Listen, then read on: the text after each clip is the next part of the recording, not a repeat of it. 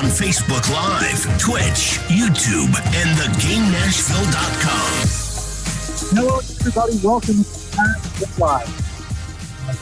The Game Nashville, the big voice guy. His real name is Danny Say. We're on Twitch. We're on Facebook. We're on Periscope, Twitter, and YouTube as well. Chase McCabe, Pete Weber, the voice of the Nashville Predators, here with you tonight. And we're going to be joined momentarily by Stu Grimson a little later on in the show. There's Stewie. Yes. On in the show by JP Dumont. So excited to catch up with a couple of Preds alums, and the Grim Reaper himself has joined. And Stu, this feels like a little bit of a reunion here with the three of us.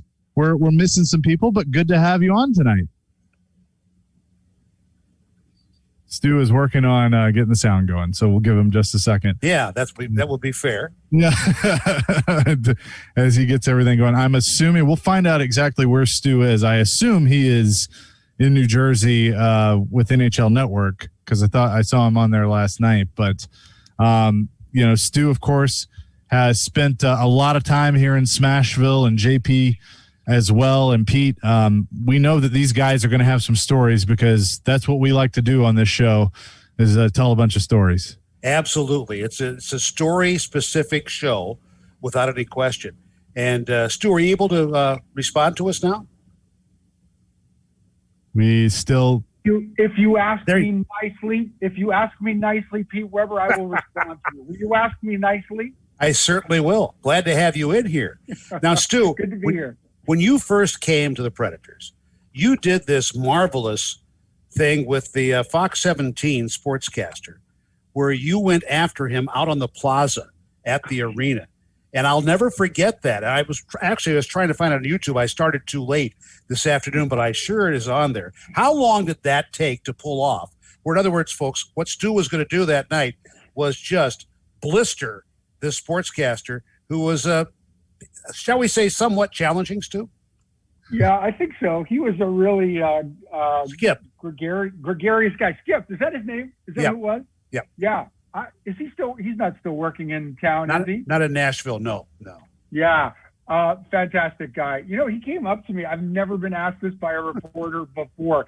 He said, "Hey, we're really excited. We just signed the Grim Reaper. Here's how I want the interview to go." And he walks me through this whole kind of stunt scene we're going to do, this mock fight scene. It's just hilarious. I've never done anything like it with a sportscaster. But the funny thing about it was, so Jerry Helper was, I think, our marketing/communications guy back at the time. So fast forward to the start of training camp, because this little episode happened in the summertime at the press conference announcing my signing. Fast forward to training camp, and Jerry Helper has a session with the guys where he's kind of, here's how we want to come across to the media. Here's what we want to engage with the media. And he shows this clip of me and Skip getting into it on camera. The guys were all just rolling. It was a lot of fun.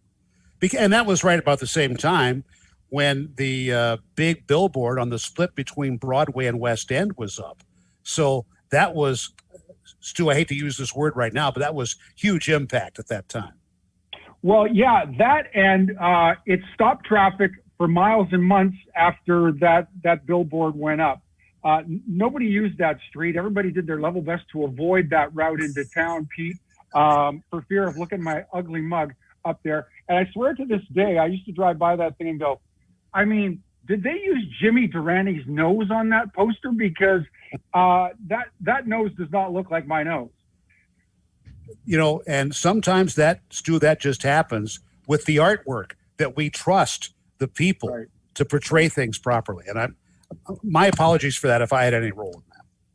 I'm sure you didn't. Stu Grimson, the Grim Reaper, here with us on Smashville Live. So when you came to the Predators, as we're talking about these early days, that was when things were starting to build. They were starting to take off. It hadn't quite gotten there yet, obviously not to the level that it is today, but what were some of your early impressions when you walked into Smashville before it had really become what Smashville is today? Yeah, well, I think a couple things, Chase, and it's a great question. I enjoy going back to that moment in time. I think even before I became a member of the organization, I think 3 years I played in the NHL while Nashville was in the league, but before I signed there, here's what we all came to believe about the Nashville Predators. Whether I was I think I was a member of the Kings and perhaps the Ducks as Nashville broke in. We always said these teams, these Barry Trotz teams, they're not the most gifted. That's not the deepest roster, not by any stretch, but they are in every game that they play. And I'll tell you, for the longest time, it has remained the identity of these Nashville Predators. Trotzy seemed to squeeze every last drop out of that group. And he's gone on to do some pretty impressive things. But to your point, arriving in Nashville, I was really impressed with the organization itself. It was different than any other NHL experience I had before. I was a member of a couple of original six teams, and of course they market, they sell the game, the players to the fan base. But it's almost like when you're a Detroit Red Wing or you're a Chicago Blackhawk, you put a game on the ice, the people will come see you. In Nashville during that era, the players and the staff, everybody really worked hard to make sure that the people in our community, understood we were thrilled to be there. We were honored to play in front of them, and we wanted to be, an integral part of that community going forward. So I really think, that mindset remains with the Preds even today. And I think the success that team enjoys in the Nashville market, and you guys know it's where I continue to make my home. It continues to be that way today. It's just, on and off the ice, a really hardworking bunch. Now, am I correct in saying, and Pete will help with this too, you played a couple of games for Crispy in Calgary, right? I think I played a total of 4 games for Crispy. Yeah. So what were those 4 games like with the redheaded wonder as your head coach? Is Crispy on this call? Can I speak? No, he's not. You can. And he doesn't. He never watches or listens to this broadcast. Sometimes too. I'll say that. I'm kidding. You know what I loved about Crispy back then, and honestly, the man hasn't changed a lick other than the red hair. He's kind of frosted the tips. He's frosted the tips a little bit. But what I was really impressed about him all the way back then, and I hadn't had a lot of coaches like this, it didn't matter whether you were Mike Vernon or Stu Grimson or Jim Poplinski or Hakan Lube. Everybody got treated the same. If you weren't hitting the standard, if you weren't meeting the standard, Crispy let you know about it. But the best part about it was, he said what he needed to say. He made the case, here's what we need to correct. And then it was onward, it was upward from there. It was really a no-nonsense approach. Crispy was really direct. And I think, that's a big part of why he had success wherever he went as a coach. Now, the fact that he only used me 4 games, I'll lay that off to the fact that those were big, strong, deep teams all the way back then. It was a hard roster to crack. So, you can tell by the quiver in my voice, I'm mostly over that. Mostly over that. Okay. Years of intensive therapy, Pete, but I'm mostly over that. I'll ask you both this because I've always been curious. David Poyle and I have talked about this a little bit, but because Crispy had so much experience, and I know he was on the broadcast, and he's going to stay out of Trotzy's way and let the coach, but how much of a mentorship, if any, was there between Trotzy, who was in his first gig as an NHL head coach, and Crispy that had won a Stanley Cup as a head coach? I'll let you both. Pete probably has a better sense of that than me. I don't know that I ever saw that in my tenure as a player or as a broadcaster. But Pete, you were side by side with Crispy from the inaugural year, well into the teens. So you probably speak to that better. Well, he always told Trotzy if he wanted anything, he was there for him. But he wasn't going to impose something on Barry Trotz. And Trotzy did take advantage of that on occasion. So that was – you're in a fraternity by then. Here's a former coach, now an ex-coach, working on your team's broadcast, and what a great sounding board to have. I'm thinking about, the guys who were around in the early years here too. Pierre Paget, one of your favorites too. He would be ex officio advisor here, and for that matter, so was Rick Bowness. So any number of people were part of the so-called brain trust back in those days. The one thing I will add, Chase, to that is, to Pete's point, to the extent that Crispy was an advisor, the game has changed a lot since the Preds broke into the business. But all the way back then, Crispy's experience as a head coach, as related to Trotzy's experience years later as a head coach, the game hadn't evolved all that much. It was very much an apples to apples comparison. There was still a lot of similarities in terms of the way the game was played and in terms of the culture. So I'm sure Crispy had lots of relevant anecdotal stuff to offer just based on, the experience he'd had over time. There's no question that was the case. And so some of those post-game discussions, which were in, shall we say, after-hours clubs, were very informal. And you mean to say at the late-night bingo parlor? Yes, the late-night bingo parlor. And that's someplace that I hold sacred. Being a Catholic, bingo is very, very important. Exactly. Oh man! Well, did we get you flummoxed there, Chase? A little bit. We'll take a quick break. It's Chase McCabe, Stu Grimson, Pete Weber here with you on Smashville Live. We'll hear from JP Dumont a little later on in the show here on ESPN 102.5 The Game.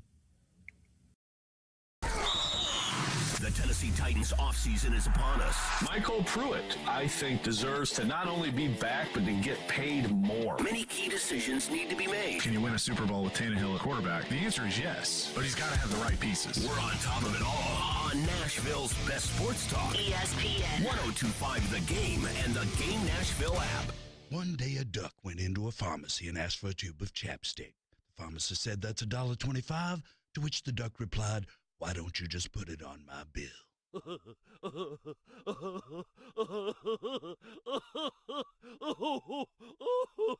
The duck then waddled across the street to Red Spirits and Wine, where he discovered a dazzling array of distilled spirits and liqueurs, with a special collection of allocated spirits and Red selected single-barrel whiskeys. He was bowled over by Red's state-of-the-art growler station, featuring 16 taps of local and craft beer favorites and 4 taps devoted to wine. Speaking of which, the wine selected from around the world was simply stunning. And all of this at a price that tickled his feathers. That evening, the duck enjoyed a delicious glass of Burgundy and single malt scotch before retiring with an all-encompassing sense of well-being. Red Spirits is located at the corner of Highway 70 South and Old Hickory Boulevard. Hey, Jared Stillman here to tell you about my most recent experience with moving. Everybody, including me, hates moving. Well, that was until I found my friends at TriStar Moving. That's right. At TriStar Moving, you'll get 5-star service through the entire process. There's a reason their motto is TriStar Moving with 5-star service. Everything was taken care of, from covering the floors, banisters, railings, the front door, the threshold, the door itself. And they wrapped and protected all of the furniture in my house and put all the TVs, you know I got a lot of them, in protective boxes. They even offer storage services in case you need a safe place to store your stuff. They do it all. The owners, Garrett and Robert, are true Nashvillians, and they care about helping the community in any way they can. So if you're in need of a move, give my friends at TriStar Moving a call at 615-640-1219 or visit their website, nashvillemoving.org/radio. That's TriStar Moving, 615-640-1219, or visit them at nashvillemoving.org/radio and tell them Jared Stillman sent you for 5% off your entire move. Hey, Darren McFarland here from Darren, Donick, and Chase, now joined by Macaulay Williams, President and CEO of BR Distilling Company. People hear me say Blue Note Juke Joint Whiskey, smoother than smooth, and some of them, Macaulay, may be saying, what does he mean by that? That's because our Blue Note's some of the smoothest whiskey on the market. It comes from our barrels being cooked low and slow in the Delta heat, combined with our pure H2O that comes from our artesian well aquifer system. What sets it apart? What makes it different? Well, again, it's that inherently smooth finish, and that's because our barrels are cooked low and slow in the Delta heat right here on the banks banks of the mighty Mississippi River in Memphis, and I can't emphasize enough how special our water is. And you would know better than anybody. What is the best way to enjoy Blue Note? I personally drink it neat. You can drink it on the rocks or make a great cocktail. For people who want to go out there and take this in, try it for themselves, where can they find Blue Note Juke Joint? In most local liquor stores across Middle Tennessee. Be sure to follow us at Blue Note Bourbon on Facebook or Instagram to learn more. He's Macaulay Williams, President and CEO of BR Distilling Company. Blue Note Juke Joint Whiskey, smoother than smooth. Please enjoy responsibly. Preds Insiders with Ryan Porth. That is a quality hire, too. A pretty solid group under John Hines. Stay up to date with the latest in Smashville. Mondays at 6. Preds Insiders brought to you by Dr. Kelly Rice. We are Smashville's best sports talk. ESPN 1025 The Game. Smashville Live. This is Smashville Live here on ESPN 1025 The Game. We're presented by New Amsterdam Vodka, Spring Hill Heating and Cooling, and Red Spirits and Wine in Bellevue. Chase McCabe, Pete Weber, the Grim Reaper, Stu Grimson of the NHL Network. And Stu, I want to go to that. What has it been like of, obviously when you were here, you covered one team, and so you could focus on the Nashville Predators, but now you're covering the whole league. So what was that transition like of going from a local broadcast to a national platform?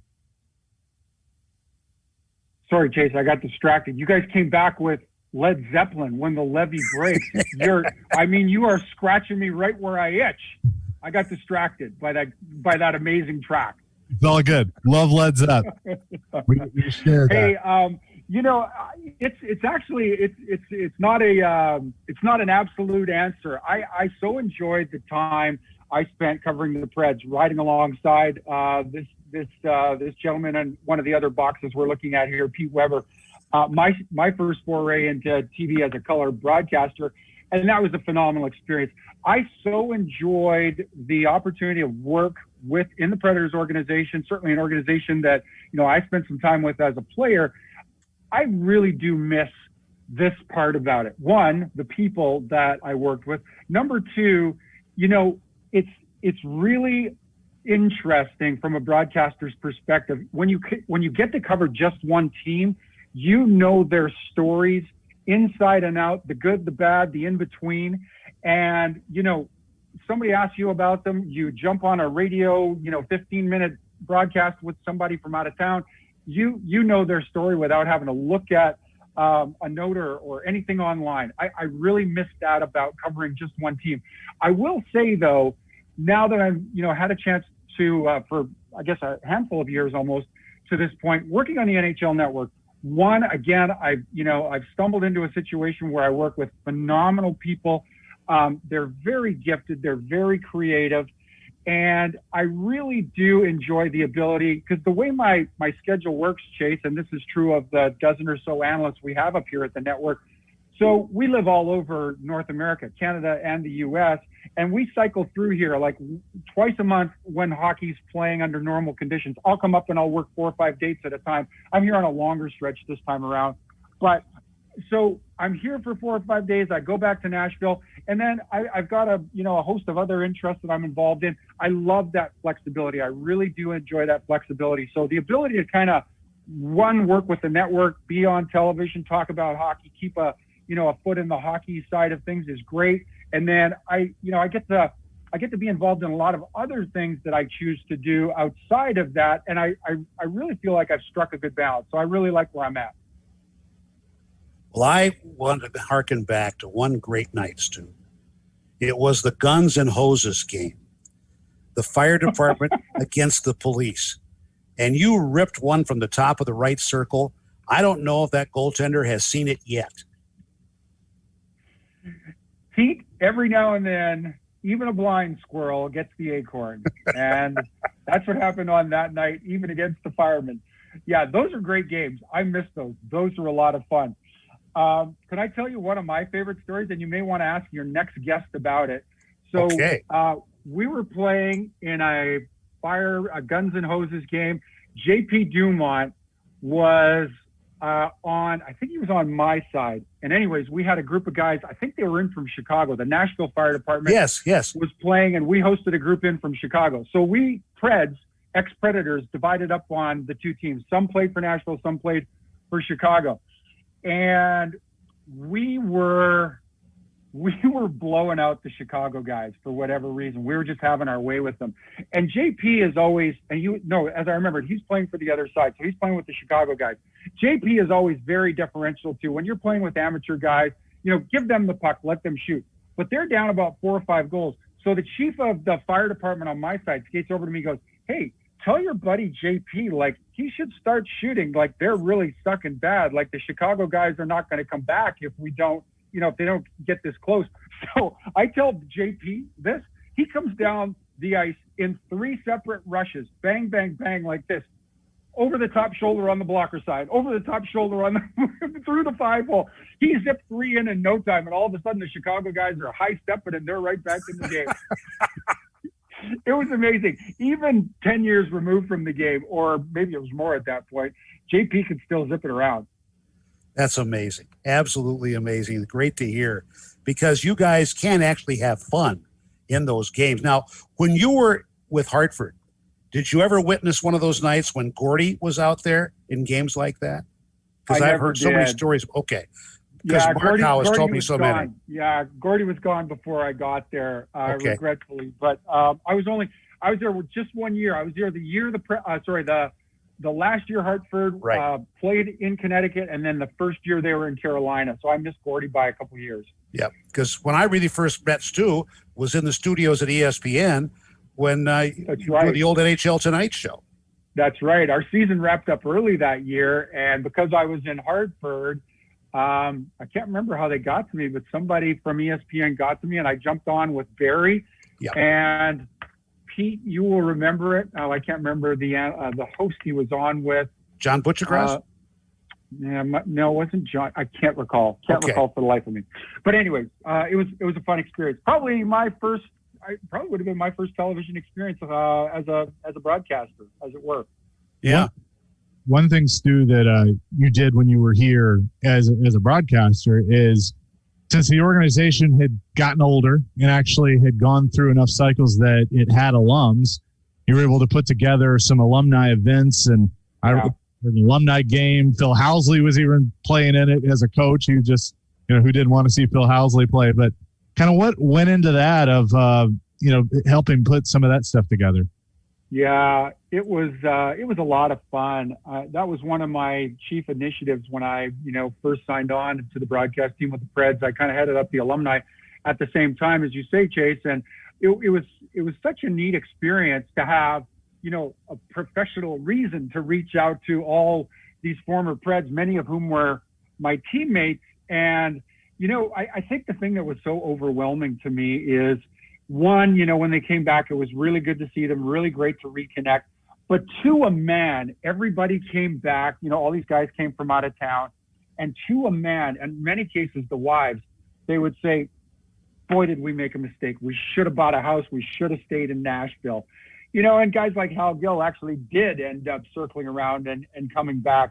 But to a person, there isn't, and whether the teams were competitive or whether the teams struggled, it didn't really matter. Everybody had a great experience in Nashville. That theme to today, it's universal. Speaks volumes about the organization, the city, and the people inside it. Stu, was that one game with St. Louis where I think we knocked heads together and decided to trade Mike Sillinger during the course of that game? That's right. So silly. For folks that don't remember, Mike Sillinger holds the not-so-distinguished prize for being traded or a member of, what is it, Pete? You'll know. Is it 11 teams? 12 teams? I think it was 11. Yeah, I think it was 11. 11 teams. So St. Louis came in to play an alumni game. And, of course, Silly had played for both Nashville and St. Louis. So, yeah, I think there was, an entertainment purpose behind that. Yes. To trade Silly back to St. Louis from Nashville. And I think he was really sucking that night. I think he was terrible. So I think there was like a professional reason to trade him back too. Yes. He was sucking and he needed to go somewhere else. I think David Poyle agreed with the move. My favorite was sometimes you just got to shake things up. So Stu, as we wrap up your portion, it's been a lot of fun telling stories. I will have you play analyst for a second. when you see this team from afar and you hear the comments that come out of the players, and we have Matt Duchesne on our morning show every week. We talk to David Poyle on the midday show every week, and everyone's frustrated. There's no secret that things are not going the way that they want. But from the 10,000-foot view, what do you see with this team right now? Yeah, I think it's a difficult thing for me to judge, and I hope this doesn't come across like a cop-out, Chase, but I thought Nashville in the first half a dozen, 8 games was kind of on the cusp. Yes, they didn't, get off to a gangbuster start or anything like that, but there were some games that I really saw flashes of the kind of hockey this group is capable of playing. And so, again, they're kind of teetering on this. Is this a strong year? Is this a not so strong year? And then Ryan Johansson goes down. And now I'm at a situation where it's really hard to evaluate this team because with the exception of Philip Forsberg and Victor Arvidsson, everybody on the forward core is sitting in somebody else's seat, is kind of playing out of, their optimal place on the roster. And I just don't think you get a good sense of where this group is at. Now, I don't know how far Ryan is from returning, but I would want to see Ryan back in the mix for 6 or so games because there's no question, he's got better hockey in him. Dutchie's got better hockey in him. They all got better hockey in him from the goaltender on out. But I would want to see this group with their number one center back in the mix before I ever really kind of drew a line in the sand as to what they look like, what the season holds for them. Does that make sense? Yeah, no, absolutely. And Ryan Johansson has been skating. David Poyle told us yesterday that he felt like it would be more next week when they get a lot of guys back. Good.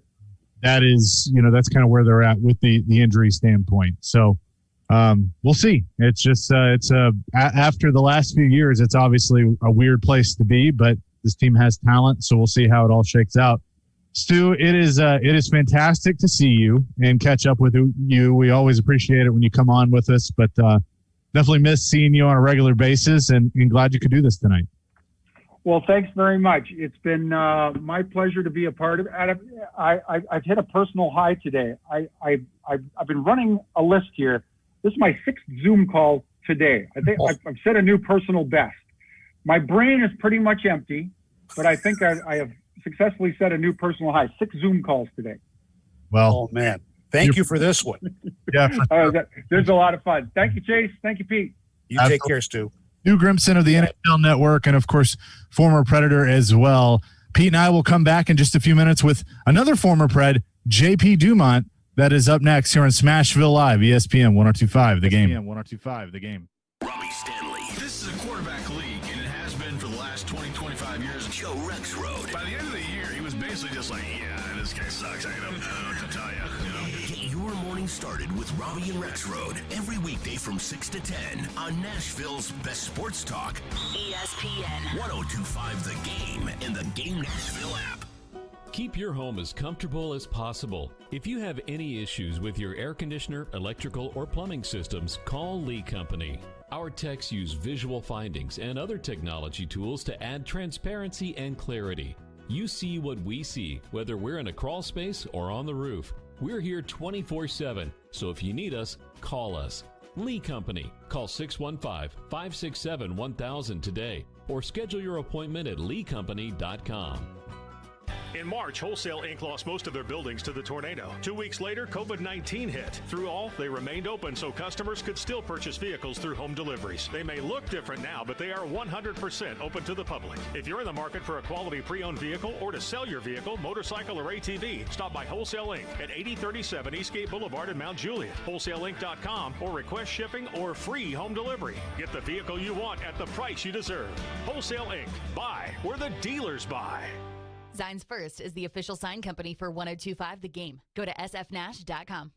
Ryan Porth back again to tell you about Dr. Kelly Rice, Family Cosmetic and Dental Sleep Medicine. Dr. Rice has completed necessary requirements to become a diplomat of the American Board of Dental Sleep Medicine, which means her team can help even more patients achieve a healthy mouth for life and snore less and breathe better at night without being tied down to a CPAP machine. Dr. Kelly Rice, Family Cosmetic and Dental Sleep Medicine can help change your life. My family has been visiting them for 18 years now, and you should too. Visit kellyerice.com now to schedule your cleaning and checkup. You'll be glad you did. Contest rules for 102.5 The Game and ESPN 94.9, including on-air, online, and text-based contests, are available by visiting the contest rules page at thegamenashville.com. Good luck and thanks for listening to 102.5 The Game and ESPN 94.9. Everyone loves shopping online. Well, I'm going to tell you what I tell my golf buddies when they buy clubs. Stop searching for coupon codes. Download Capital One Shopping to your computer. Capital One Shopping instantly searches for available coupon codes and automatically applies them at checkout. Plus, it's free, and you don't even need a Capital One card to use it. That's like hitting a hole-in-one without even trying. Capital One Shopping. It's kind of genius. What's in your wallet? Savings and available coupons vary. For the ones finding new ways to ensure the job always gets done. For the ones wearing many hats. For the ones who are hands-on, even from far away. And the ones keeping business moving forward. We are Grainger, offering supplies and solutions for every industry, with 24/7 support and experienced staff at over 250 local branches. Call, clickgrainger.com, or just stop by. Grainger, for the ones who get it done. Thursday night. Now passed out for Yossi in the score. Roman Yossi hammers one. Roman Yossi and the Predators head north to begin a two-game set with Patrick Laine and the Blue Jackets. Pre-game at 5, face-off at 6 on Smashville's best sports talk. ESPN 102.5 The Game and the Game Nashville app. This is Smashville Live. It is Smashville Live here on ESPN 102.5 The Game. We're streaming on the Game Nashville app and also on Twitch and YouTube and Facebook and Periscope, all of the above. Pravda. Yes. What? Lots of things. Yes. McCabe Pete Weber, brought to you by New Amsterdam Vodka, Spring Hill Heating and Cooling, Red Spirits and Wine. And we are pleased to be joined. Paul McCann's listening. I can't do this justice, but J.P. Dumont. So yes. Hope that works out. JP, how you doing? I'm really good. Thank you, guys. Coach, are you well rested? Yeah. Went to bed late last night, but I had a good night's sleep. I didn't have to get up to go on the ice this morning. So I did. I got my rest. I'm all good. Good. How many teams in all are you coaching right now? Not like I said, just the U15 junior Preds and NBA.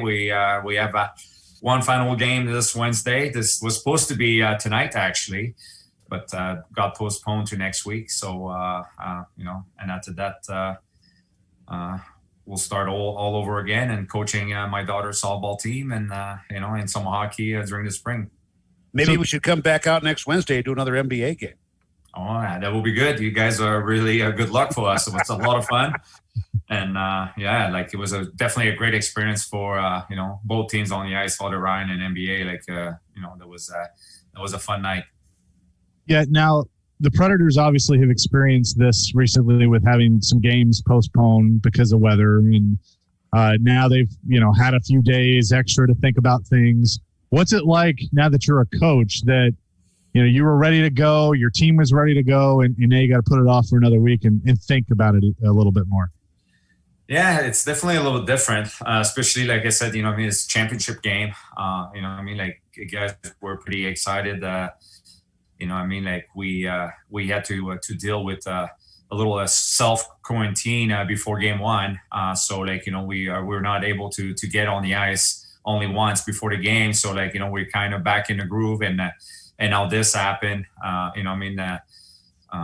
with the rink closed as well. So I'm not quite sure if some of the players, with their travel team or was able to get on the ice. But as far as I know, it's another week of, and it's for both teams, I'm not, let's not use that as an excuse. Both teams are going to the same same issues right now. So, but obviously, like I remember as a player, you know what I mean? Like, you wanna get back at it right away. You know what I mean? So, just as a coach, it's a little bit different. You know what I mean? Like in the NHL, like, you know what I mean? You can use those days, hopefully, if you have the ice available, is to work, on a few things that you want to work on. But I don't know if that was the case with the Preds. I don't know if they were in Dallas already. Like, and I was in Colorado myself, so I knew the games were postponed, but I don't know if they were there, like physically there. And they were okay. So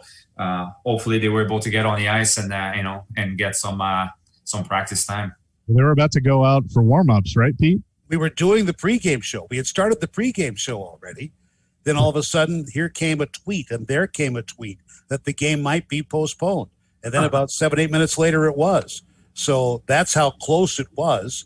And then they didn't take long to postpone the game on Tuesday night. And now Dallas was scheduled again tonight. And that has been, for tomorrow, and that one was postponed as well. So Dallas having a horrible time with basically the power grid and all the problems that calls. Heat, communication, all of that falling off by the side because of something that they're not that accustomed to. JP, where you grew up, a little bit different. And where, I was for 20 years in Buffalo, we kind of know what to do with that stuff. But when you're in an area that's not accustomed to it, it's very, very difficult. Oh, definitely. Finding a shovel or even warm clothes, gloves, scarf, I mean, the stuff, the little things that, like you said, took it for granted, salt, you know what I mean? To put on your driveway, on your stairs, when you're coming out of your house, you know what I mean? I'm pretty sure that's, in Nashville, in Dallas right now, there's in Tennessee, there's a lot of people went down pretty hard to try to get out of their house, probably going down the stairs because, especially with the black ice, right? You know what I mean? You don't really see that ice on the ground, right. And it's really dangerous. But I know, growing up, we, like I said to my kids, they don't believe it, but the salt, we carry salt in the car, you know what I mean? Yeah. In case we get stuck somewhere parking. The chain, to put on the tires, you know what I mean? Even a burlap bag, bag to put under your tire, right? Yeah, definitely. Try to do yeah, that stuff. and I mean, always have your wipers, on, you know what I mean? Not on, but elevated so they don't freeze over your windows, and a lot of little stuff like that, like I said, when I get back last night around 3 a.m, you know what I mean? Then, I was really lucky that, one of the parents on my team, I said thank you. I don't know many times, and I want to say thank you again, but give me a ride home. But left me because I didn't want him to drive into my neighborhood because I know the streets were going to be really bad and icy. So I walked the last 10 minutes, and I could tell, there was a few people trying to leave their driveway with, with really nice cars, but no 4-wheel drive on the side of the road. So. How frosty did that walk get for you, JP? You know what? Like I said, it's, I love Tennessee. I love Nashville, you know what I mean? But I'm a cold guy. I love my hotel room at 67, 60, you know what I mean? I like it cold, you know what I mean? So I don't know what I'm doing in Nashville. I can tell the truth. I like it cold. So you know what I mean? That walk for me was I really enjoy it. It was 3 a.m. I'm not gonna lie to you. It was quiet. You know what I mean? It was white with the lights and the trees was really peaceful. Now, there you go, Chase. That explains why he spends all his time coaching hockey teams in a rink. Yeah, likes it cold. Now, JP, we had Stu Grimson on before you, and he kind of set up a story. I'm gonna let Pete take it from here. That involves you. See if you remember this. So you guys were playing the Chicago Police or the Nashville Police, and you and Stu were on different teams. Yeah. And evidently, the Chicago team was not doing too well, and they said, Stu, go ahead, tell JP maybe he should shoot more. And that sort of kick-started you into 3 quick goals. Yeah, and almost a nice comeback too. But I remember that game was at Bridgestone, and usually, like I said, when I play in those games, I really enjoy those games. But I'm really trying to get like everybody a goal, right? I'm Yes. looking to be like, you know what I mean, like the back door, or like, you know what I mean, like to make a pass so that they can go in a breakaway. And I remember like every time coming back to the bench, my own teammates was like, dude, don't pass it to me. Like, I'm not good. You know? And I was like, come on, we're just here to have fun. And it was like, no, we're not here to have fun. We're here to win. You know what I mean? I was like, oh, okay. You know, but I was still just like trying to take it easy. And I remember Stu said like, hey, you know, even my team said like, you know what, they're challenging you almost like to score a few goals so that, you know, the game can get close again, you know. And so I was like, oh, okay, you know what I mean? So the next shift I went on the ice, and I think I don't know, like it was maybe 2 or 3 right in a row, like, you know, 3 quick goals in a row, like just to get the game close again. And I really enjoy those games, you know what I mean? Like I said, like especially when it's for a great cause, and you know what I mean? Like it's not as, you know, not only fun, but like I said, you know what I mean? Like it's for a good cause. So, but I remember those wrist shot, that goalie, because he was, their goalie was pretty upset too, because I wasn't shooting, right? So like he was like, he wanted me to shoot, and you know, I made a joke. I was like, trust me, you don't want me to shoot, right? I was playing the game with him. It's like, you don't want me to shoot, you know what I mean? And he was like, no, shoot. So when I start shooting those 3 shots, I remember he's like, okay, maybe now like you can start passing again. So, but that was a lot of fun. It was a fun night. I love watching those games. I really do. And I was not aware of the story until tonight. And then I'm thinking back to having watched that game. What got into JP? And now I know. And now you know the rest of the story, right, Pete? Yeah, exactly. So JP, we've, you know, obviously gotten to work together some. You've done a little bit of the media side. So what's that been like, of being able to transition from playing and coaching and then doing some of the radio and TV stuff as well? Oh, I really enjoyed that. You know, I was quite nervous a little bit, like, you know what I mean? But like I said, I really feel comfortable with hockey, you know what I mean? Like, so like, it just comes, you know, naturally, you know what I mean? So like, obviously, you know what I mean? I know I have to work on my accent, you know what I mean? Like a little bit when I'm live, you know what I mean? Like, I'm joking, guys. Thank you. Thank you. That doesn't go away, trust me. But I know I really enjoyed that part. It was strange, you know what I mean? Because right now it's a little bit different, you know what I mean? Because I'm watching the Preds, you know what I mean? And the lineup, obviously there's, you know, the guys that I play with and you know what I mean? It's Pekka, right? You know what I mean? And that like, you know, like Ryan Ellis and you'll see they were there at training camp, you know, like, so those are the only guy that I kind of like, you know, play with or like, you know, being around with. So like, it's a little bit easier. I remember right away when I retired, right, I did a game and that was a little bit awkward for me. Like, you know what I mean? Like to get out there and those guys, like, you know, I just finished playing with them and, you know, I remember it was a tough game, like, you know what I mean? And I'm like, man, I don't want to say anything bad, you know what I mean? Like, or like not bad, but like something that, you know, they're going to say like, dude, like you were with us last year. Right? Exactly. It's like, what are you doing? You know what I mean? Like, and I, you know, I understand a little bit more now, like the position you guys are in sometimes, you know what I mean? Like, because I know even me, like myself, like, you know, tell the truth, when as a player, sometime after a game that I know that, you know, like the game didn't go my way, you know what I mean? And, you know, the reporter came and asked some question and I'm like, dude, you know what I mean? Like, what are you doing? You know what I mean? Like, but exactly. I know, you know what I mean? Like, I know what you guys are doing, you know what I mean? But back then, like, so when I was a player, like sometimes it's just hard right after a game, you know what I mean? Like, you know that, you know, you should have done better or like, you know, like my job was to produce offensively and like, you know, and we get blank or something like that, you know what I mean? I take it personal as a player, right? You know what I mean? Like, and everybody does that. All the players are doing that right now. And obviously with everything's going on this year, I know that, you know what I mean? A lot of players taking, you know, putting a lot of, you know, I won't say not success, you know what I mean? Like, I think we're still okay. I know it's early in the season and we don't want to hit the panic mode, but like, you know, a lot of guys are putting a lot of pressure on their shoulders and, you know, like, and when you do that, it doesn't help either. You know what I mean? Like you got to find, you know, the balance, right? You know what I mean? Like, to be able to like, you know, to challenge yourself, you know, but at the same time, like you don't want to do everything on your own. You know what I mean? Like hockey is, you know, that's why it's a beautiful sport, right? You know what I mean? It's a team sport. Like you need everyone to have some good games. I know you need 20 guys on the ice dressed, ready to go. Is JP Dumont, Chase McCabe, Pete Weber here with you on Smashville Live.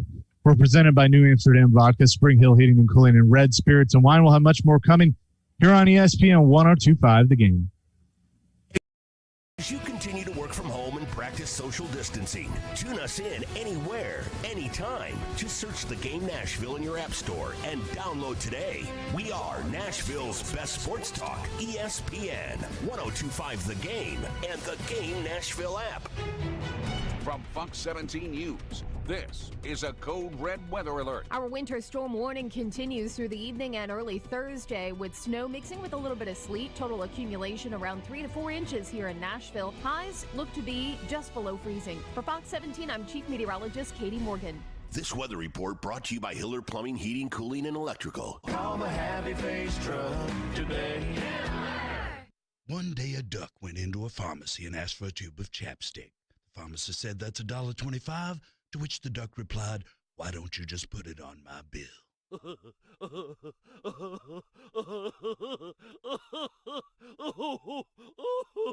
The duck then waddled across the street to Red Spirits and Wine, where he discovered a dazzling array of distilled spirits and liqueurs, with a special collection of allocated spirits and Red selected single-barrel whiskeys. He was bowled over by Red's state-of-the-art growler station, featuring 16 taps of local and craft beer favorites and 4 taps devoted to wine. Speaking of which, the wine selected from around the world was simply stunning. And all of this at a price that tickled his feathers. That evening, the duck enjoyed a delicious glass of Burgundy and single malt scotch before retiring with an all-encompassing sense of well-being. Red Spirits is located at the corner of Highway 70 South and Old Hickory Boulevard. Free beer. Do we have your attention now? Because every Friday, Robbie and Rexroad, Darren Donick and Chase, and Stillman and Company will be giving away a $25 gift card during their show to Bavarian Beer House, Nashville's authentic Munich-style beer house at Opry Mills Mall. Contest rules for 102.5 The Game and ESPN 94.9, including on-air, online, and text-based contests, are available by visiting the contest rules page at thegamenashville.com. Good luck and thanks for listening to 102.5 The Game and ESPN 94.9. President's Day is bringing the savings, and Electronic Express is guaranteed to have the best prices. Huge savings in every department, including all 4K TVs, home and car audio, computers, smart home, mattresses, and more. Plus, save up to 50% on all appliances from LG, Whirlpool, GE, Samsung, and more. In stock and ready to deliver. Plus up to 36 months free financing. We guarantee the best prices this President's Day at Electronic Express. We make it happen. It's time for some straight talk. Your tax return could look different this year, but you're still going to hear a lot of noise about how to spend it. So when the big carriers tell you to splurge on the latest nonsense, just tune it out. With Straight Talk, you can get a Samsung Galaxy A51 for just $199. Plus, get the $45 unlimited talk, text, and data plan with no contract on America's best networks for up to 50% less. Tune out the nonsense and tune in to Straight Talk. Straight Talk Wireless. No contract, no compromise.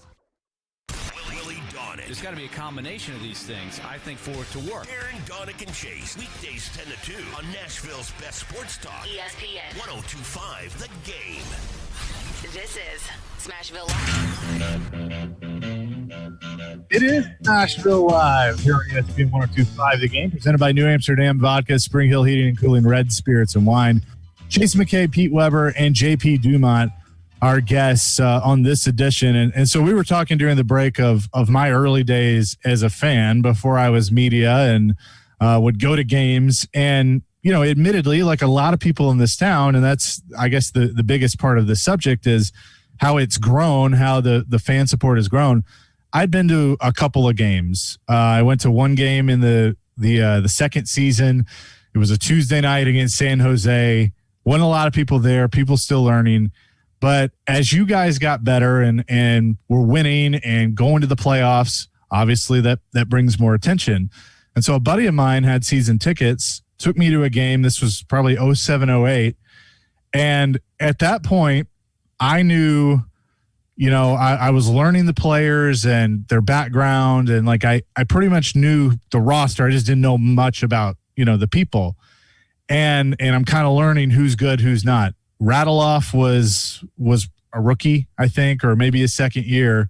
But you guys were playing the Phoenix Coyotes. Gretzky was on the bench, was their head coach. And I'm sitting there and I'm asking my buddy all these questions. I'm like, all right, so who's like our main guy? I know Steve Sullivan, but who's like the stud guy to watch? And he said, watch 71. He's leading the team in points. He's leading the team in goals. His name's JP Dumont. He's the guy to watch. And so I'm watching you literally like the whole game. And I think you scored a goal. I can't remember, but that was kind of how I was learning, and how a lot of fans, in those days after the rally and, the ownership change, they were learning. So I tell you that story because what was it like witnessing it firsthand, to see the fan base learn about this team and learn who you were and all you guys were, and then to see it now?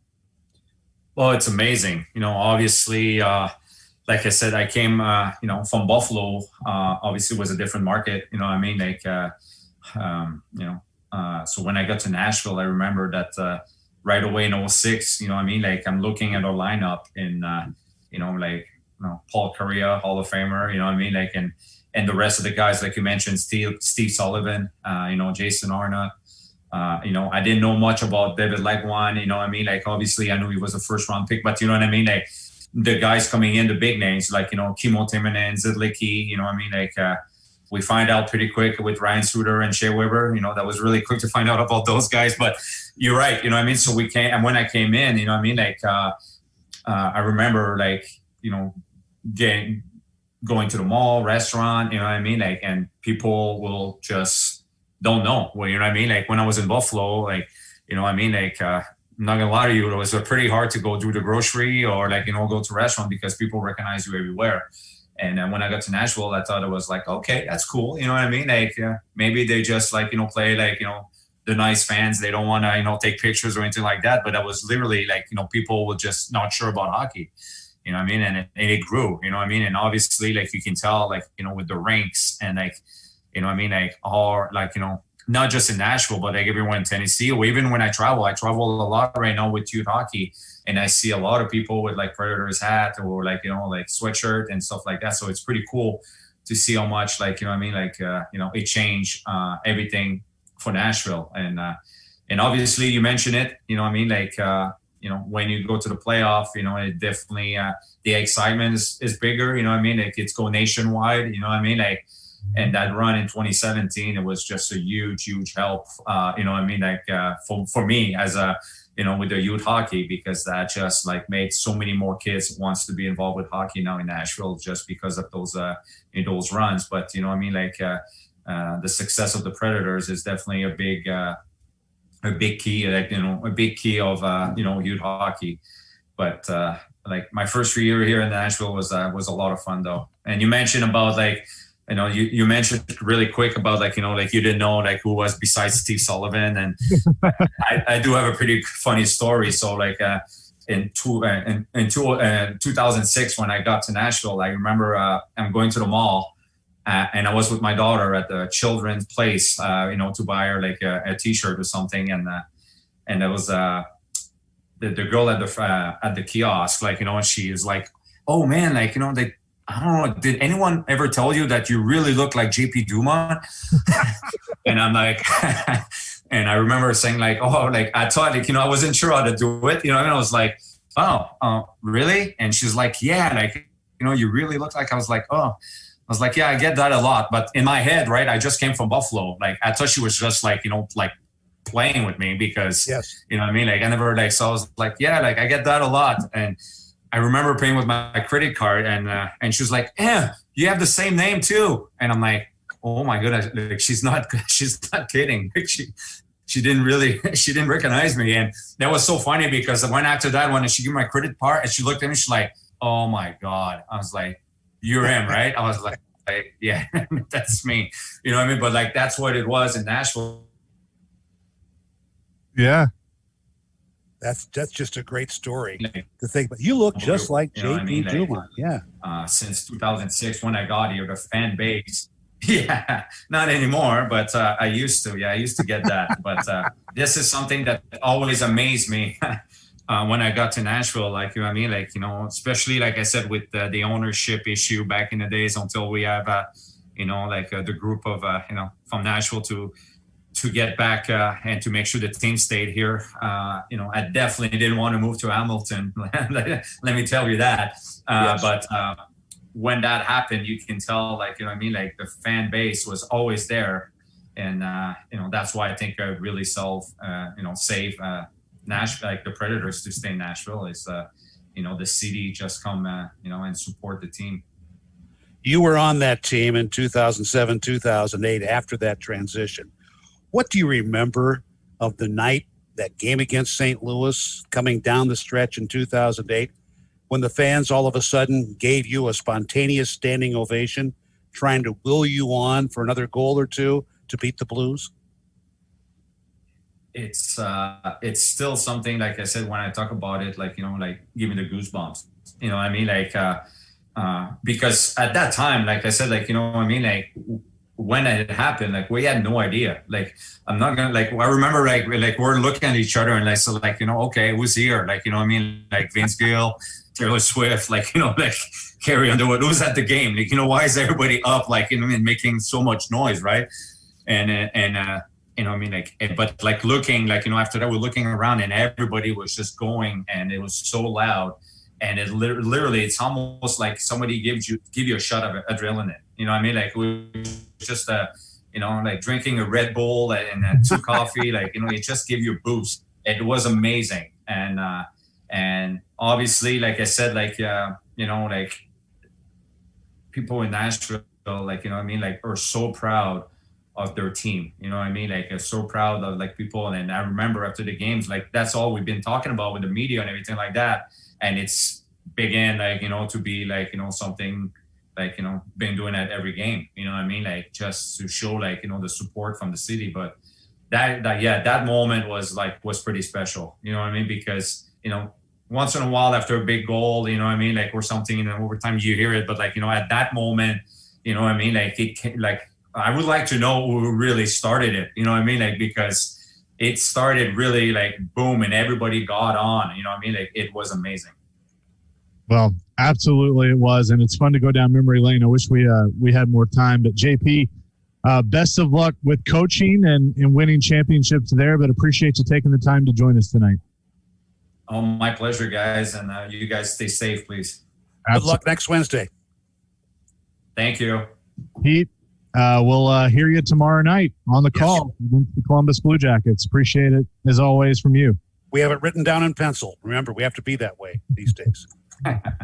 For Pete Weber, for JP Dumont, for Stu Grimson, thanks for joining us here tonight. Appreciate New Amsterdam Vodka, Spring Hill Heating and Cooling, Red Spirits and Wine for being part of our program. But stick around. Slapshot Radio with Paul and company. That is all next here on ESPN 102.5 The Game.